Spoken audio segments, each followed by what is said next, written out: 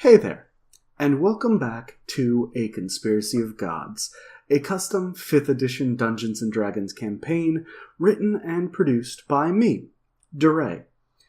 I'm your DM, and we're about to meet the players. But before we do, I want to offer a very special thank you to Matthew Wexler, the exceptionally talented man that recorded the music you'll hear in this episode and all of the other ones. They were tracks composed specifically for us here at A Conspiracy of Gods, and we are very thankful. Now, let's get back to those players, shall we? Hi, I'm Chris. I play Calcifer, Fortune in the Mountain. He's a cleric. I'm Brendan. I play Zan Aura, the half-orc artificer. I am Casey. I play Serethia Urudir. She's an elven druid. I'm Joel. I play Fitzwilliam Halifax, halfling extraordinaire, lover of people, and patron of the arts. He's a bard. Definitely what I was expecting. So, just as a reminder, last week we saw the group finish up their business in Kalak-Dur. They investigated an old altar, they interrogated a captive dwarf, they collected some very old, very expensive, very high quality ale, and managed to make it back to Hathdorien in one piece, for the most part, though they did end up rather hungry at the end of that journey. However, all was not well in Hathdorien when they returned, because when they exited the tunnel, the first thing they saw was that there was a column of smoke rising from the trade district. And that is where we'll join our players today.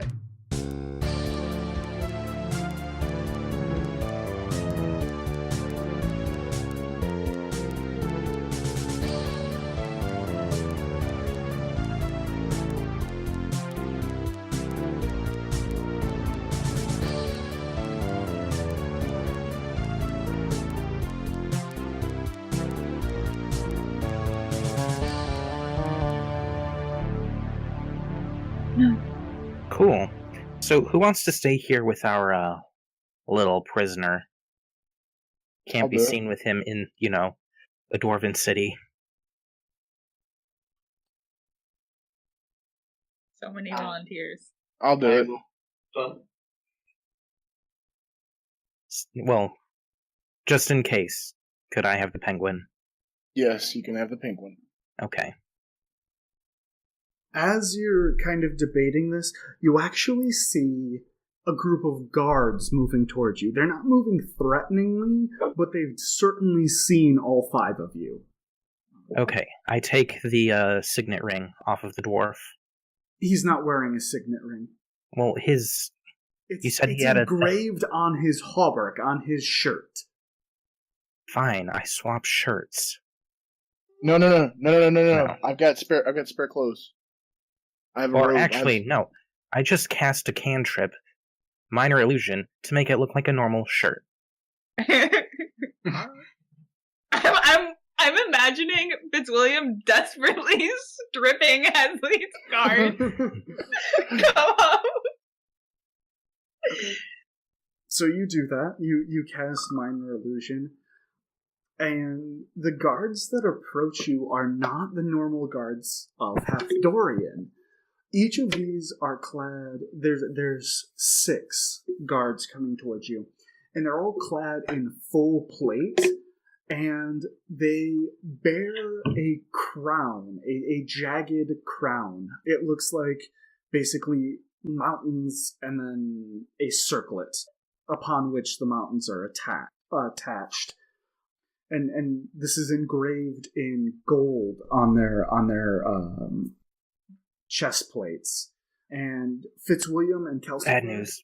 You recognize this as the Crown of the Peaks, the symbol for House Reth. You don't, however, see the golden warhammer beneath it, which would mark them as royal guards. So you expect that these are the guards of House Reth, of one of the higher members of House Reth, but not of the king. Bad news bears. And as they approach, you see the dwarf that's chained start to squirm as though he's afraid of these guards. I want to ask him one question before this goes off. Sure. I want to ask him who's in command of the armies right now. He kind of gives you a quizzical look, and he says, Lord Calador Reth, brother of the king. Okay, so these guards basically approach you, greet you in Dwarven, and basically ask your group to come with them. Okay. Where we have some pressing business to attend to. The guards say, Lord Calador asked us to bring any visitors to him first. Ooh, lovely. It'll be a little tea party. I don't believe the Lord drinks tea, but if he so desires, certainly. A lovely little ale party, then. Okay. So do you guys go with the guards? Yeah. I don't think we have much choice. Okay. Fitzwilliam, what is your spell save DC? My spell save DC? Yeah. It is 14. Okay. So the guard looks at your prisoner very intently, staring at his shirt for a moment, but doesn't make any other motions or anything like that. Okay. So these guards lead you to the trade district, and as you reach there, the first thing you see is that the House of Translations is in ruins. It's been burned down. It's the source of the column of smoke that you saw. You also see another line of guards wearing the same kind of armor as the ones around you. And beyond that, in the empty square outside of the House of Translations, you see a single dwarf who's wearing he's holding a mithril warhammer. It's strapped across his back. He's wearing a silver crown on his head, which actually looks identical to the one emblazoned on the guard's armor, except this one is silver. And he's wearing mithril chainmail. Although you know as you watch it that the chainmail seems to swirl in patterns of black and gray as he's walking around. So you see this man kind of stalking back and forth before the smoldering ruins of the translation house as dwarves are being pulled from the wreckage in various states of unconsciousness and death. The fire itself has been out for a while, as best you can tell, but pretty much everything that was wood of this building, which was most of it, actually, is just gone. It's been totally destroyed, leaving nothing but ruins. You see the crown dwarf stop in his pacing. He sits himself down, and as you watch, the shadows on his armor seem to cover him. The shadows from his armor seem to cover him until they're basically absorbed into his face, and his eyes turn a brilliant glowing blue. And the dwarf stands up, and he looks over the building again, and he looks at your group as well, and you guys are still basically being held back, prevented from this square by the guards. Yes. Okay. So he looks over your group and he kind of falters for a minute, and then the shadows pass from his eyes, and he immediately walks toward you, motioning for one of the guards. He speaks to that guard for a second very quietly. You can't hear what he said, although the guard immediately takes off in what looks like the direction of the Tower of Technology. The crown dwarf then approaches you, and extends a hand toward Calcifer while kind of nodding at the rest of you. And he says, "First gnomes, then thanes, and now a ghost. The city gets ever more interesting." And Calcifer, as he's kind of gripping your arm, which you did not have a choice in, he just kind of grabbed it. He grips it harder than would be strictly necessary while staring at you dead in the eye. And I want intelligence checks from Fitzwilliam and Calcifer. And actually, everyone and Fitzwilliam and Calcifer get advantage. Okay. 19. 19 as well. I rolled 2 6s in a row, so... It's 16. Okay. So, Fitzwilliam, you don't know who this person is. Someone important, but you don't know who. The rest of you, though, recognize this man as Lord Calidor Reth. He's, again, brother to the current Tannar King, and the three of you, having rolled so well, actually remember hearing rumors, and Calcifer specifically remembers this before he left the clans. Lord Calidor Reth has always been a bit of an outspoken opponent to his brother's tactics and policies, and while he's not the king, he did inherit the lordship of the Granite Gates, which are the massive gates that protect the Tannar capital, as well as the Crown of Peaks, which is the crown that's on his head, and basically that marks him as the leader and general of all of the Tannar armies. He's, from what you guys have heard in rumors in taverns and things like that, he's got a great deal of loyalty from the soldiers and generals, far more than his brother ever has, which has kind of kept his brother from disposing of Lord Calidor, because Calidor causes a lot of problems for his brother. Who rolled 19? Zahn and Sarathiel? Yes. Okay.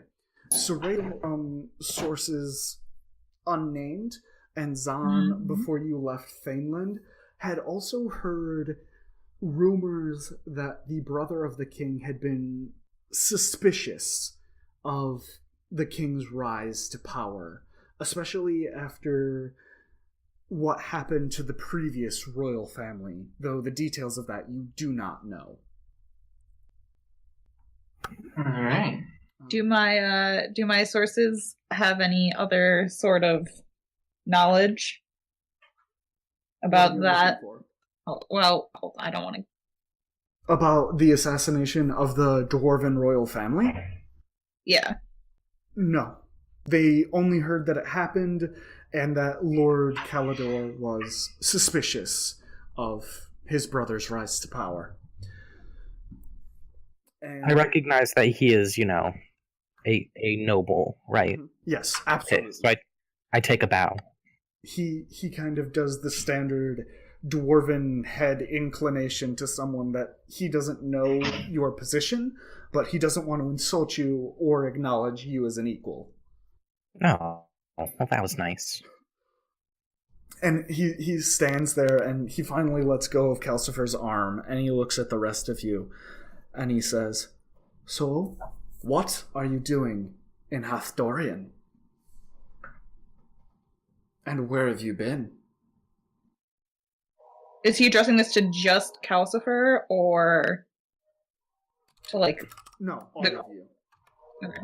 Okay, well, I say we just returned from a reconnaissance mission, I suppose, or a reclamation mission to Calak-Dor. He kind of looks at you interestedly, unsure of why you would have gone that direction. And then he kind of cranes his neck and sees the dwarf behind you. And you kind of see understanding spark in his eyes. And as you're standing here, you actually see another dwarf running towards you. And he kind of gets to the guards, and Calidor looks behind him and nods, and the guards let him through. And you recognize this dwarf as the overseer of the Tower of History, the man you're under contract with. He walks up and very frantically, he says, "Did you find out? Oh, cousin, you're here. What happened in the like? Do you know who did? Did you bring back? Are you going to catch who? And then Calidor kind of gently but forcefully puts a hand on his shoulder and then looks at you, waiting for you to explain the situation. This gentleman here requested that we reclaim a lost tome. And his suspicion led us to Calak-Dur, where we successfully reclaimed it. And the former prince's second behind you? He was in possession of said tome. The overseer of the Tower of History looks at Calidor and whispers something in his ear. And Persephone, you're going to try and hear it. Heck yeah, I'm going to try to hear it. What do your halfling That's a ears 6. hear? Yeah, you don't hear shit. I have a Why did 14. he kiss his ear? You have a 14. You hear the overseer say, "I had suspicions about gnomes and the dwarven noble houses. I sent them to investigate. I wasn't sure what was going to happen."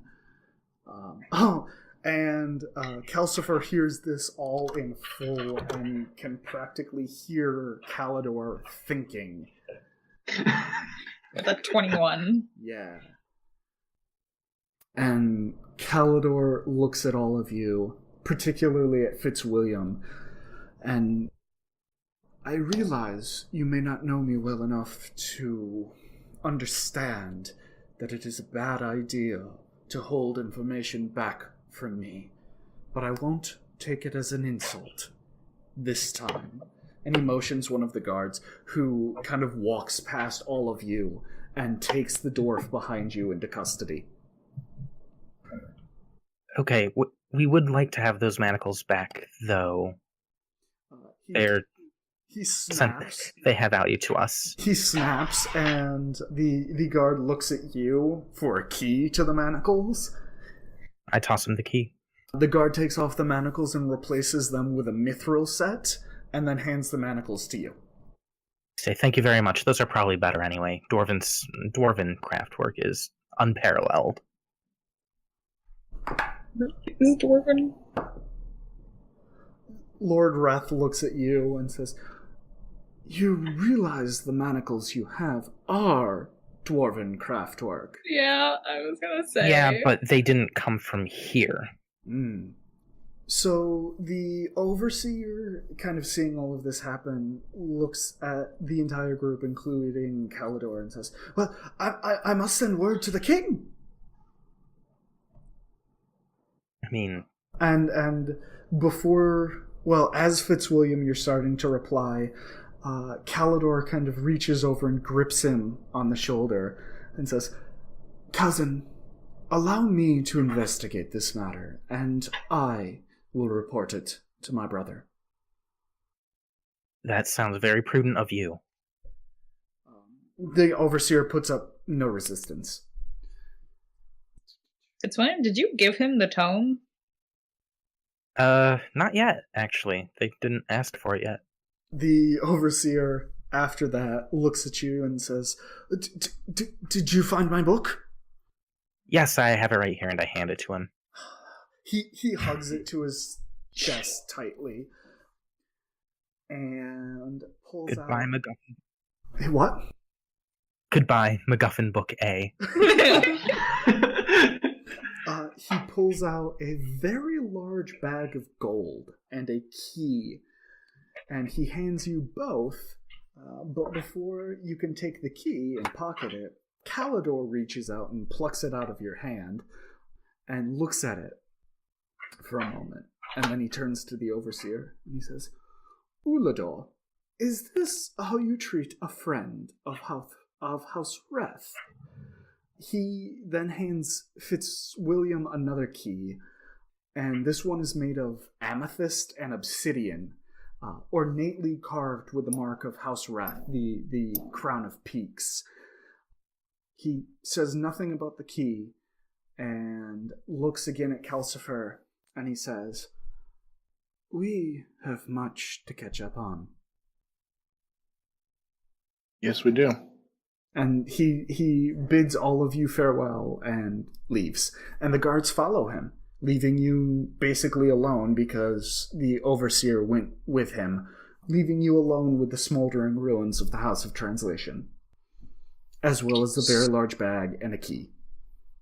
I want to look at the ruins. Okay. I want to know how much gold is in that bag. 2,000. Shit, son. Okay. I now have 2,141 gold.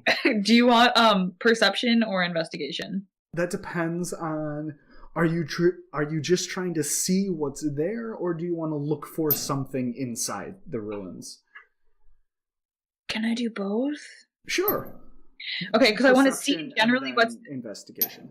I want to see generally what's there, but I also want to look and see if maybe possibly sort of the tome that we put in there Okay. somehow made it. That's a 23 for perception. Okay. And a 15 for investigation. Okay. So you see a small chest, no larger than a lockbox, that seems half crushed and badly charred under a fallen rafter. I go over to it and, can I get it out without damaging it further? Yeah. It seems Okay, like so it anyway. I remove it. Alright, roll Constitution. Oh, fucking shitballs. That would be a 3. You take 4 points of fire damage. This box sat in a fire for many hours and is hot as hell. Does anyone else want to investigate? Calcifer go. Okay. Are you investigating? Yes. Okay. So you look around this building. Shit. And the first thing you notice is that, well, actually, the first thing both you and Fitzwilliam notice is that Nat 20. This was absolutely a magical fire.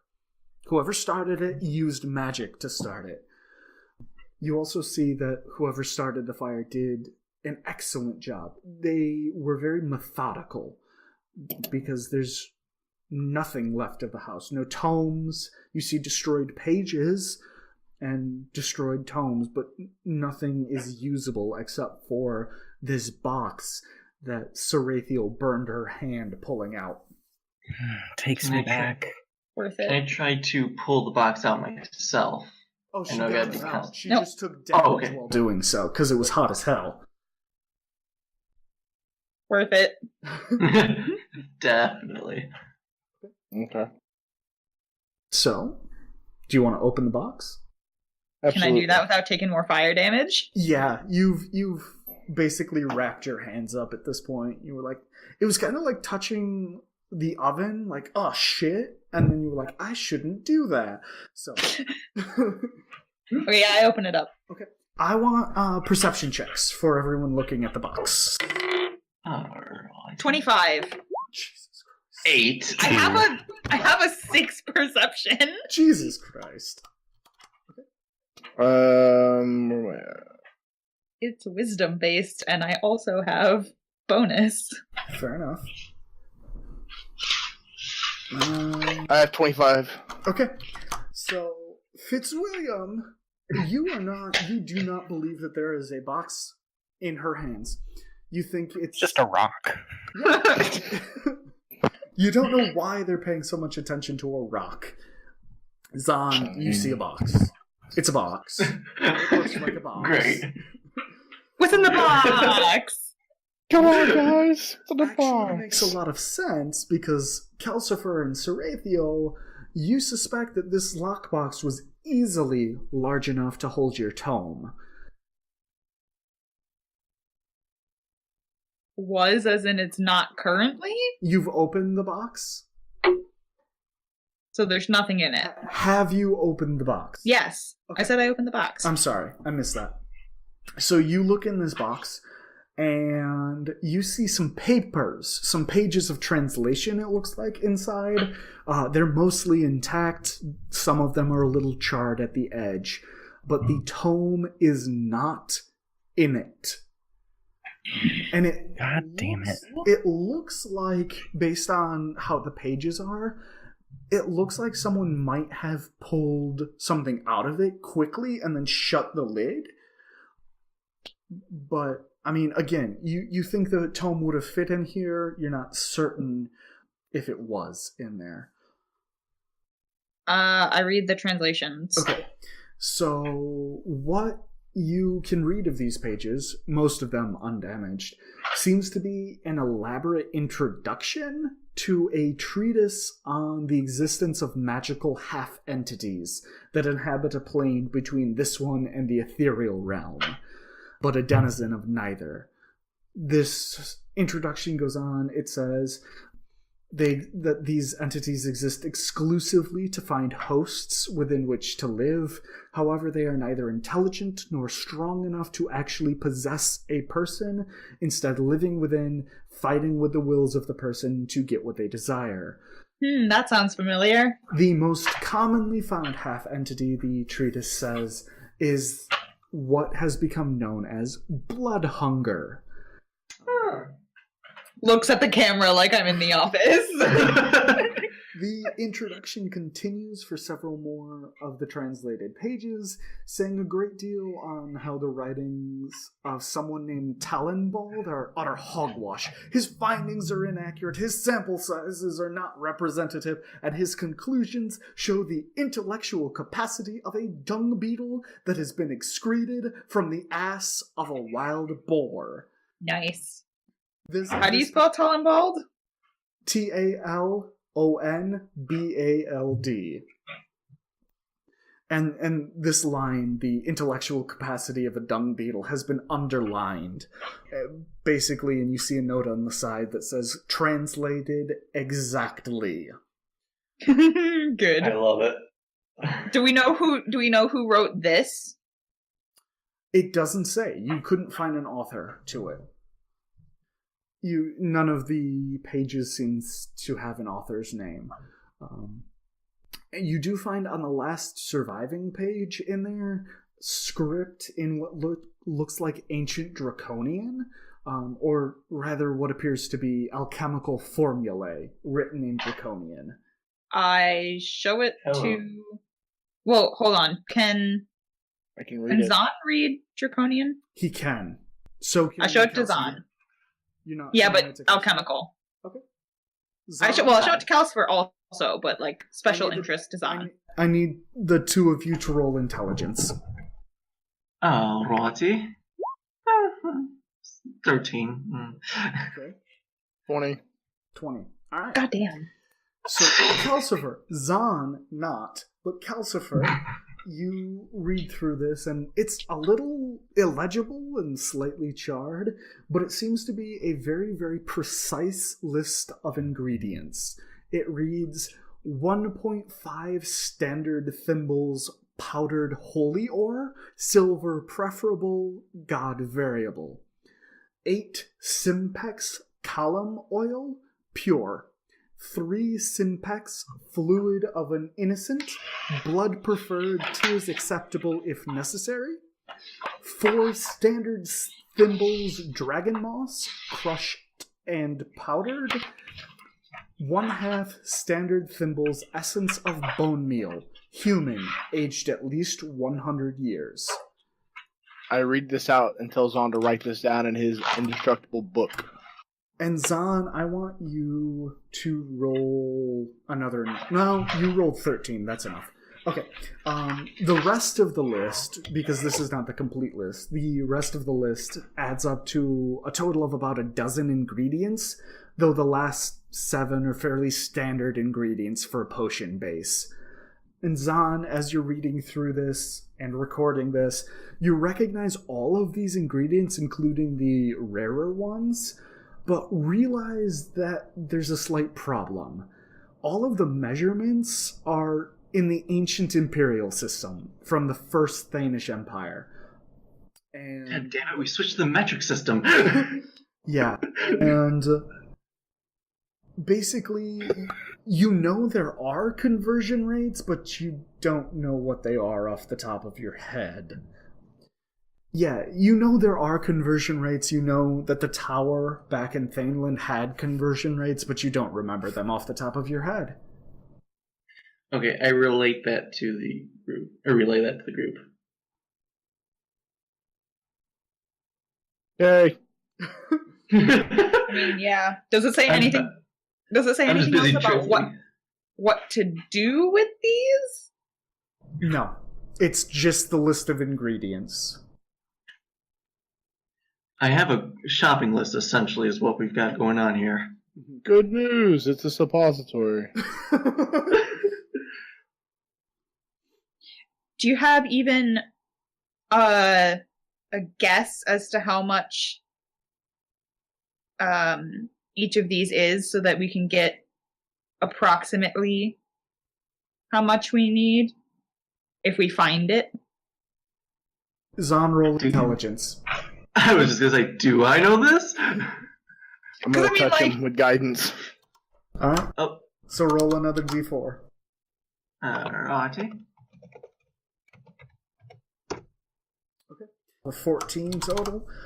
Based on the small amount of time you spent around the tower, you never actually went to the tower, but you have this nagging feeling that 4.423 is somewhere in the conversion ratios. Great. So, I don't entirely know the conversion rates. I know 4.423 ties into it somehow. If we wanted to start collecting ingredients, I would just recommend collecting as much as possible. Once we get the conversions, then we can deal with numbers. Okay.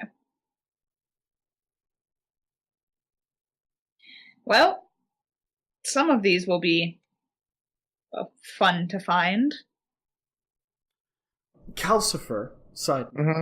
you know that holy ore is basically unrefined metals that have been blessed by a powerful cleric before being smelted and turned into holy symbols and holy weapons.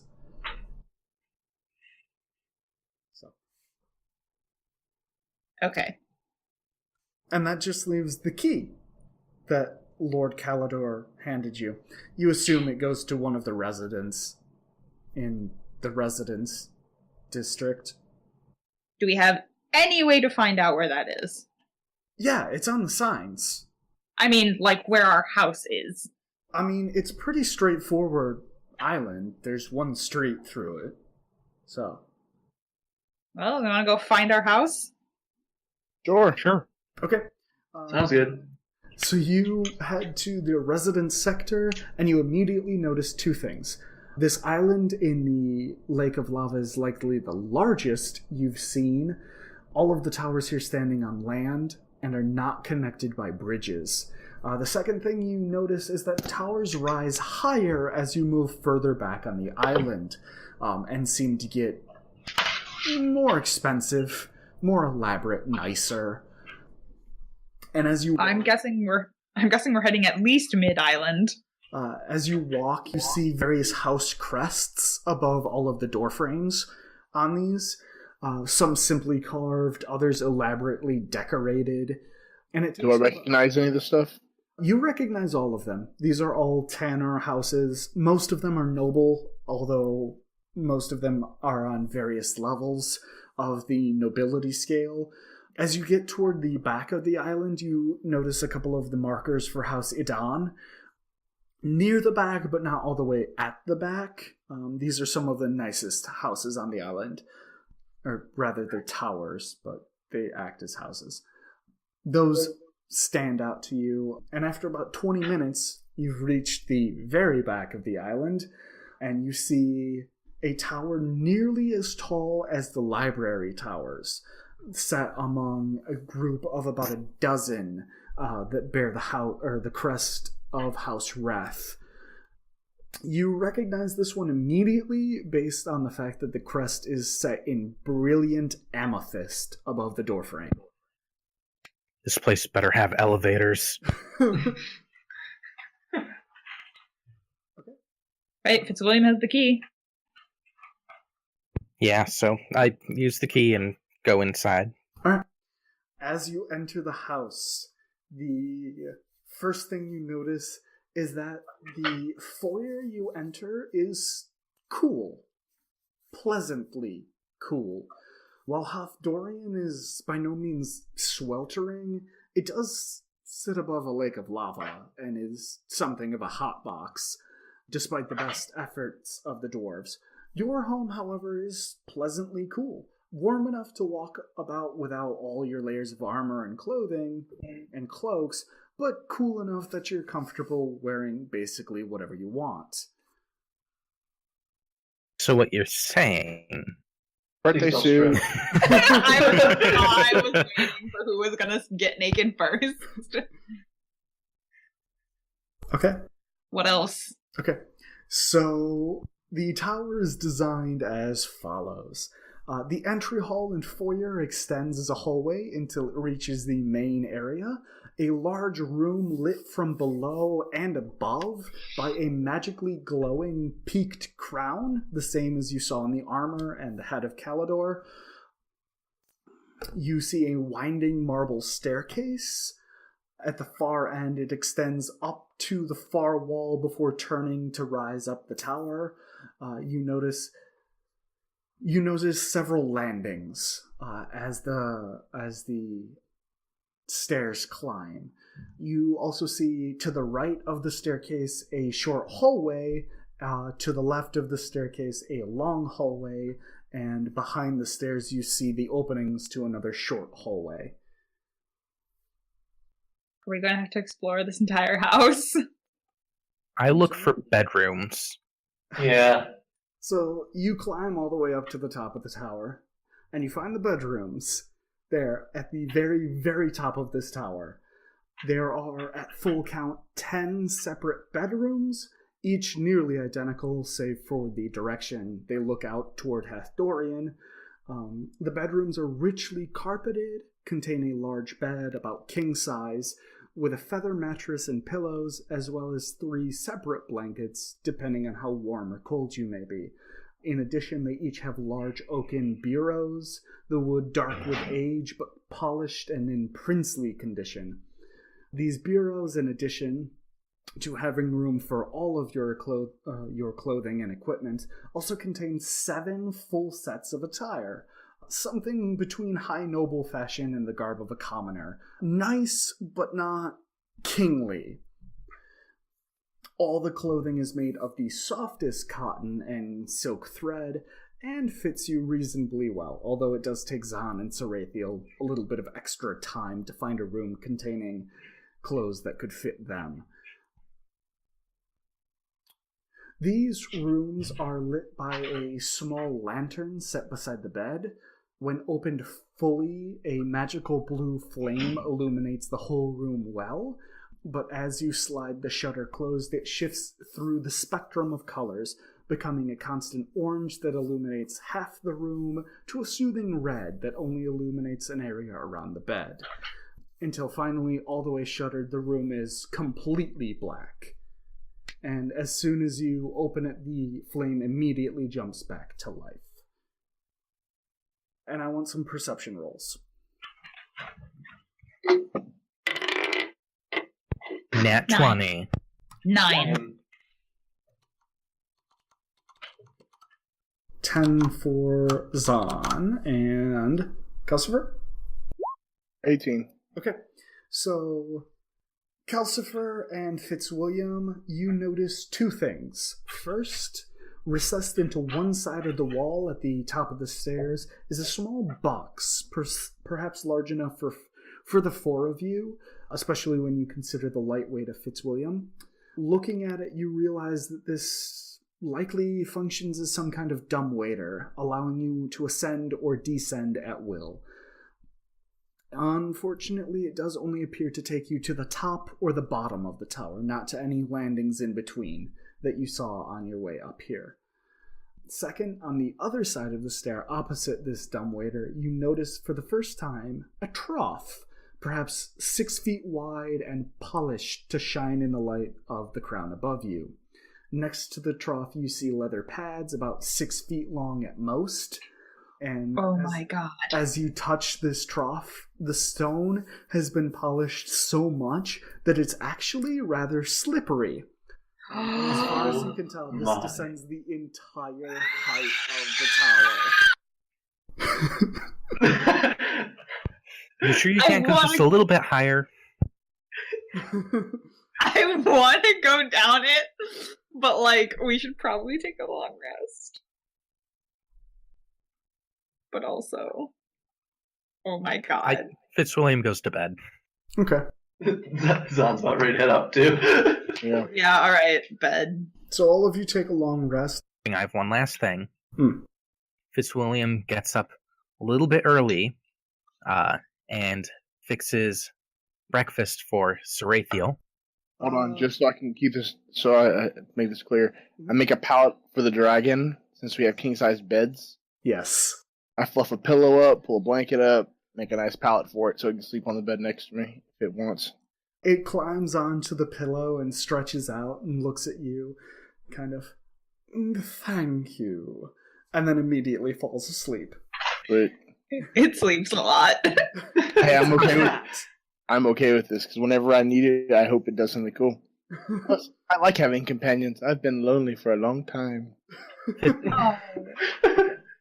Fitzwilliam locks his door before going to bed, by the way. Okay. Nothing. Yeah, and I set up a little bed for Skitter. Oh my god, I don't think it needs to sleep. No. I set one up. Cute! Skitter kind of flies around the ceiling all night, despite the bed you've set up. And Zahn, you're awakened twice by Skitter running into the bureau. And you begin to suspect he's doing it on purpose. I just kind of chuckle half asleep and then roll back over. Okay. So you guys all get up after your long rest. Who takes the slide and who takes the elevator? I take the slide. Fitzwilliam did make breakfast in bed for Sarathiel. And attached. Okay. This is extremely weird. Okay, Fitzwilliam, you got up early. How did you get to the floor, the ground floor? Well, I took the slide. Okay, so you took the slide. You almost died at the end because it kind of emptied out and you went toward a wall, but you managed to save yourself. You took the long hallway to the left of the stairs, and after descending 5 steps, you entered a kitchen lit from above and below by gently glowing lava pools. A large stove sits in here, as well as a very, very well-stocked pantry full of dry goods and ingredients, and a granite chest that seems to radiate cold, as well as a wall covered in cookware. Okay, so what Fitzwilliam does is he makes an omelet, he sprinkles some rosemary on it, and he also includes a side of fried greens and ham. Okay, so you pull the eggs and ham out of this granite chest, which you realize quickly is basically being used as something of a refrigerator. You figure out how the stove is operated through the radiant heat of the lava pipes. You adjust the heat, and you make this. I need a performance roll. Okay. Well, Fitzwilliam is pretty good at performing, but this time it's a 12. Okay. Jesus! I assume you take the plate upstairs. As you're leaving, by the way... Well, I also affix a little note to it. What's the note say? It doesn't have any words. It has a little sketch of a baby. Fuck, dude! I'd like to point out that could be construed in very, very different ways. Oh, Sir Raphael will know. Okay. As you're leaving the kitchen, you see on one wall beside the door a floor-to-ceiling wine rack, and on the other, a wall covered in embedded ale barrels full of different kinds of ales. That's okay. Fitzwilliam doesn't want to encourage day drinking. Okay.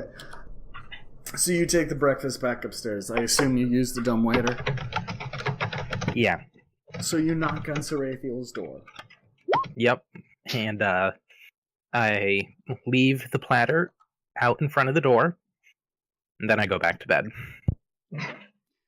Sarathiel opens the door, thinks breakfast left with a picture of a baby is extraordinarily suspicious, and does not eat it.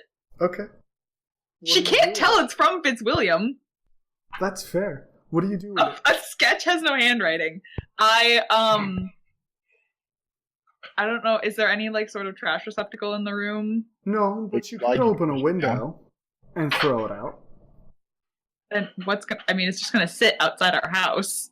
That depends. Did you take a room overlooking the lava lake? Because you could have. Yeah, sure. I throw it into the lava lake. Okay. Wasteful. It splashes a little. It's very liquidy lava, and it burns up. Fitzwilliam, I'd like to point out that I have no idea who left this for me. It has a baby on it. Who do you think? That means nothing! It means you need to get a baby. Just buy one. Okay. So you guys get up, I assume. Does everyone get up? Yep. Yeah. I ask, Yep. I take the slide. I ask Xavier if it wants to go down and get some breakfast. It perks up and it says, "Food? Of course." And Okay. it follows you out.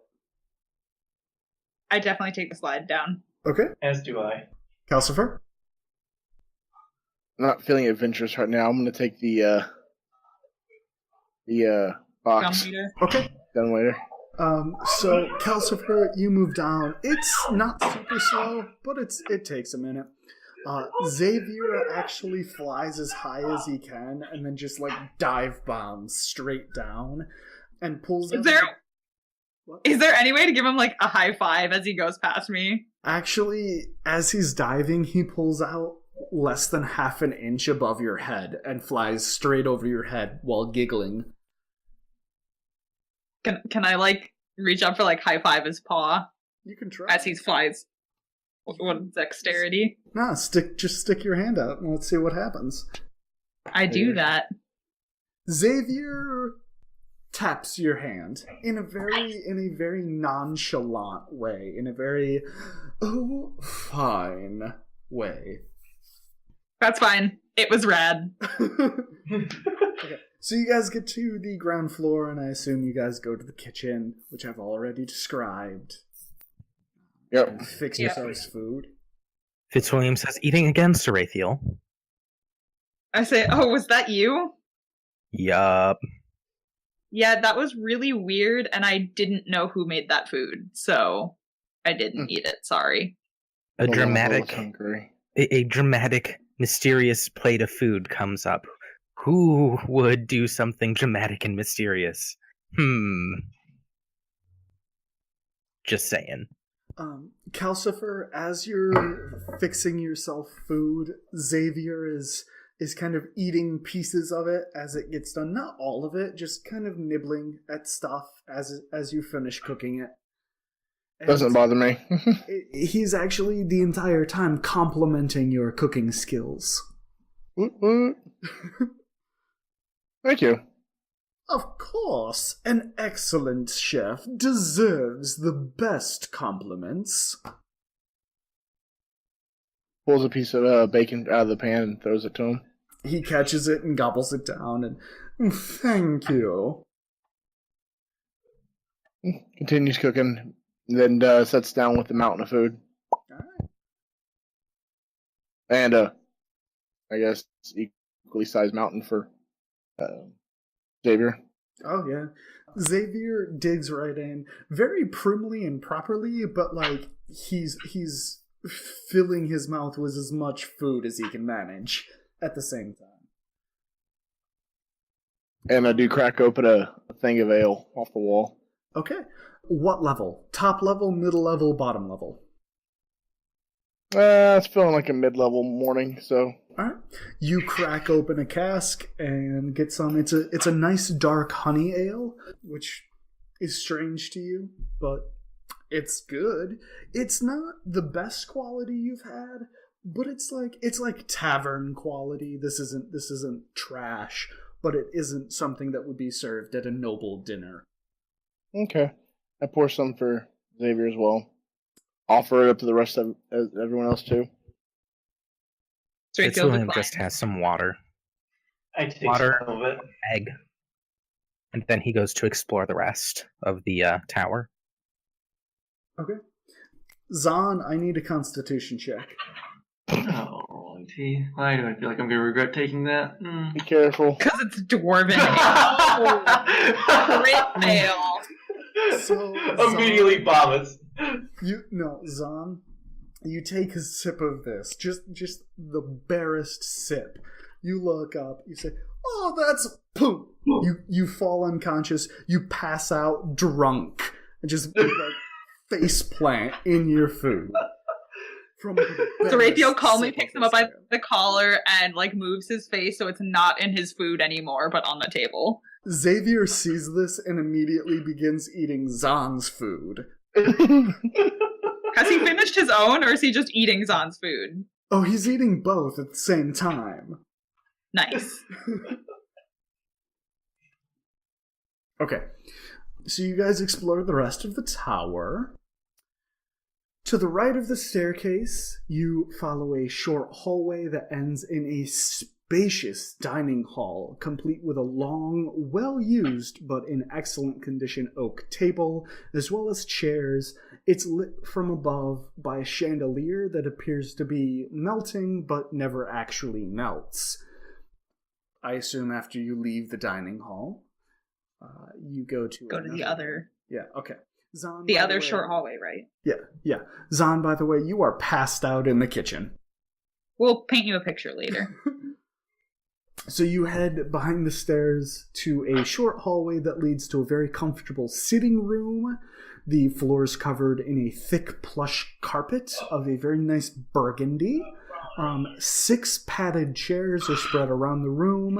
On one wall is hung tapestries depicting scenes from dwarven legend and history.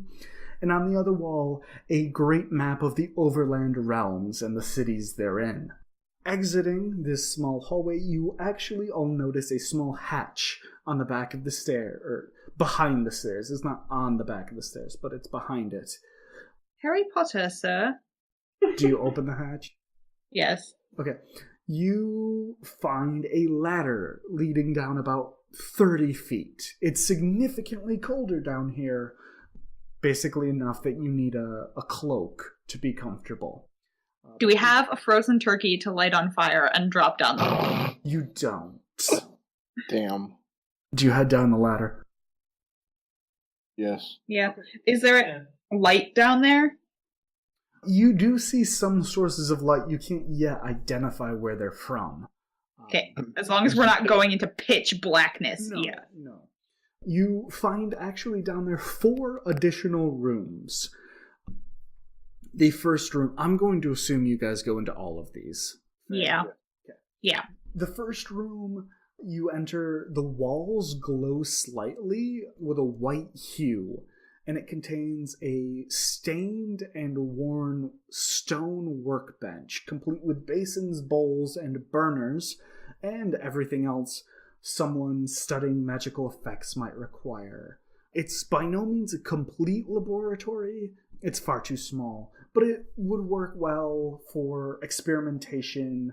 And you find a large stone chest of ingredients beneath the bench. Hello. I nudge Zahn. Zahn is unconscious in the kitchen. Oh wait, right, I forgot. Damn. I make a note to remind Zahn, or to let him know. Zahn, roll Thank you. Constitution, by the way.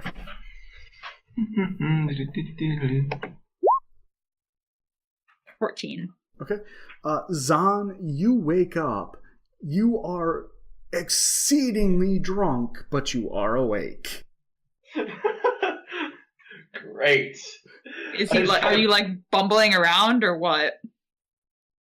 Nah, I think like that hit him so suddenly, he's just gonna sit there with his head in his hands for a moment and then probably end up falling asleep again.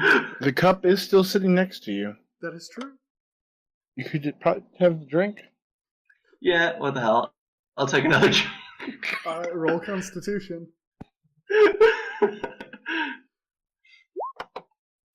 14s are very consistent. All right. Yeah, apparently. You take a sip of this, and you didn't think it was possible, but you get even more drunk. Immediately regrets the decision and just kind of leans back in the chair. Like, the world was spinning for you beforehand, but now you don't even know. You can't see very well. The entire world seems to be moving, spinning, and shifting at the same time. Did you just give yourself fucking dwarven alcohol poisoning? Probably. Like a sip and a half of ale? Yes. I think so. And, like, things smell weird. Like, you smell your food, but it smells like a cat. Fuck! Are there, like, is there LSD in this? Can I make a nature check to see if this is hallucinogenic by any stretch? Come on, this is the mid-grade shit, guys. Make a nature check with disadvantage. Alright. You are very drunk. Yeah, that's definitely. And you're an orc. Okay. A 6. You don't know if it's hallucinogenic, but you can tell that what's in front of you is food if you get like an inch away from it and manage to make the world stop shifting for a second. I curl up under the table and just fall back asleep. Okay. I mean, you fall out of your chair. Yeah, well, You move to where you think is under the table, and you think you've curled up, but in actuality, you kind of spread eagle on top of the table. yes, good. Good job. Round of applause. Skinner just sitting there watching all this happen. Oh yeah, he's poking you. It is our first day here. It's been a rough while, apparently. And as you're laying on the table, the world keeps spinning, and it even spins when you close your eyes. You spin me right round. Right round. Back in this laboratory beneath the staircase, you see stone drawers similar to what you saw in the kitchen that seem to keep refrigerated ingredients. And as you basically turn to leave, having seen everything, you notice that the door is equipped with a rubber-like seal, and the far wall has a lever with dwarven script beneath it. Oh, the lever, Kronk!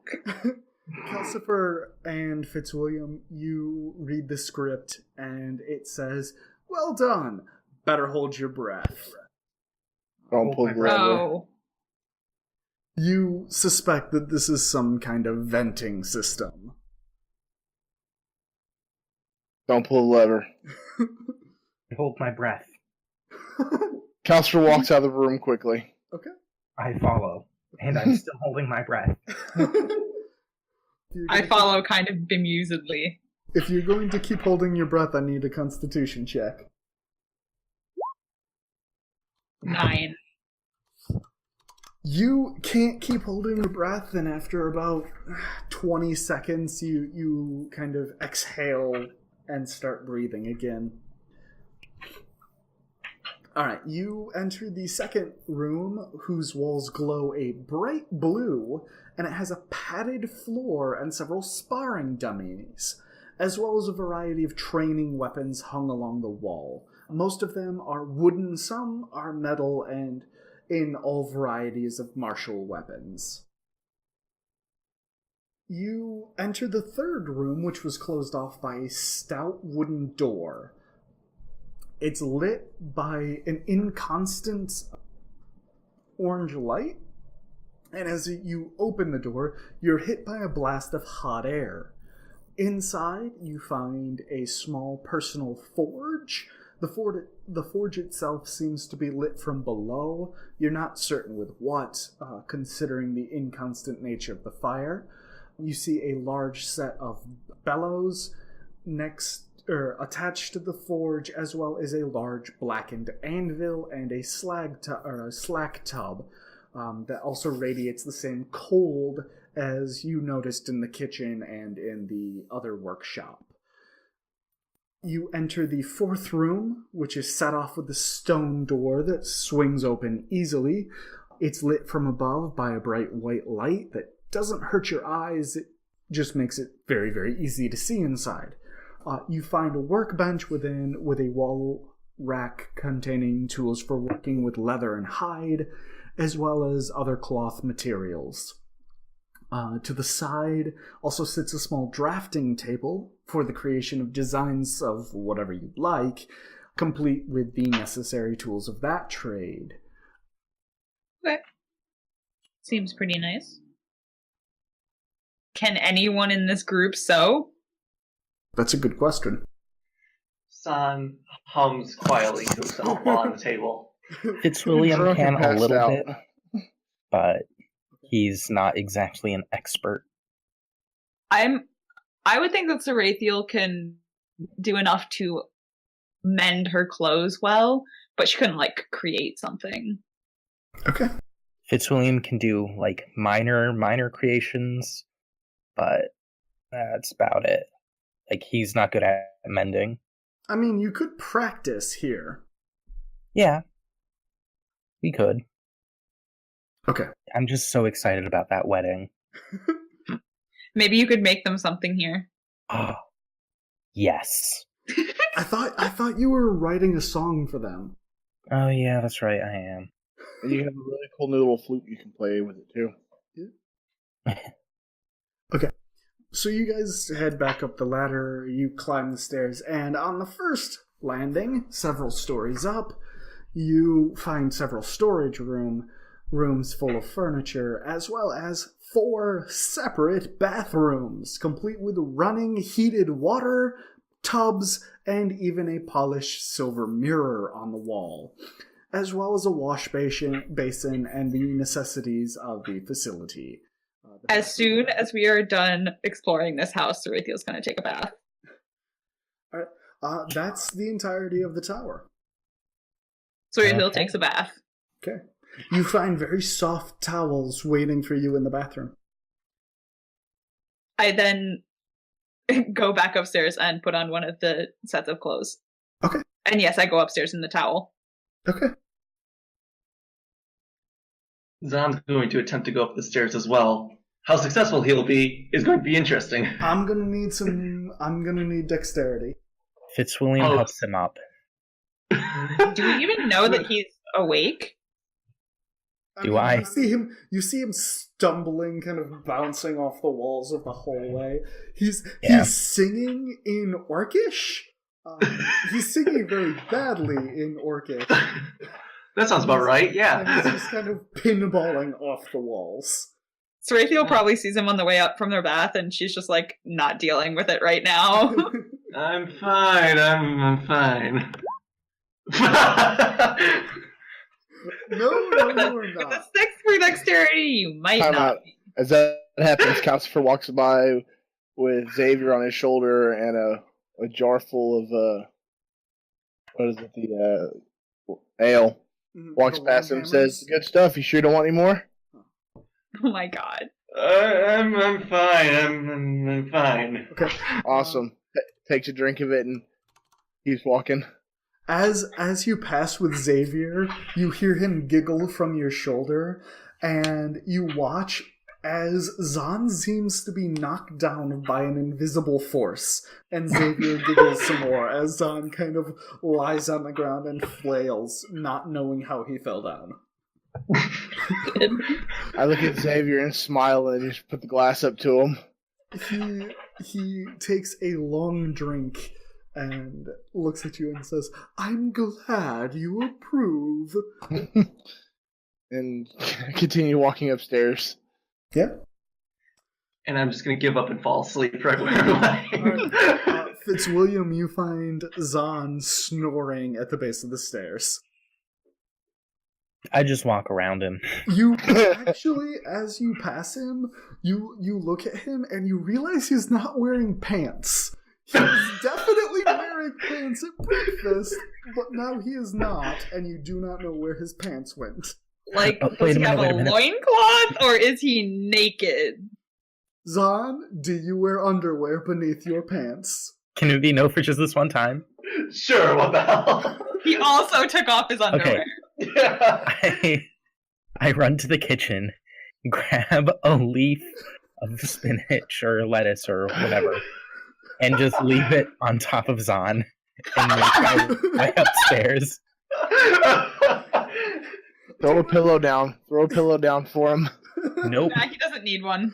I like to- He now has a leaf of spinach as underwear. yes. It's I know. to protect his purity. Fitzwilliam, always looking out for other people's purity. Before we get to the outro, I wanted to let you know of a couple pieces of information. First, due to an unfortunate scheduling conflict, Brendan won't be able to join us for the next few episodes. However, we do have someone stepping in to play Zahn during those episodes that Brendan can't join. Hopefully he'll be able to come back in the future, but until then we'll do what we can to keep our episodes out on a regular basis. Joining us will be Megan, who will be playing a spirit of mischief that's inhabited the drunken Zahn body. In the other piece of information, I want to extend a very special thank you to the immensely talented Matthew Wexler for the music you hear in this episode. He created both compositions for A Conspiracy of Gods, and I just want to make sure that he's properly thanked. That's all for this little piece of news update, and I hope you enjoyed this episode.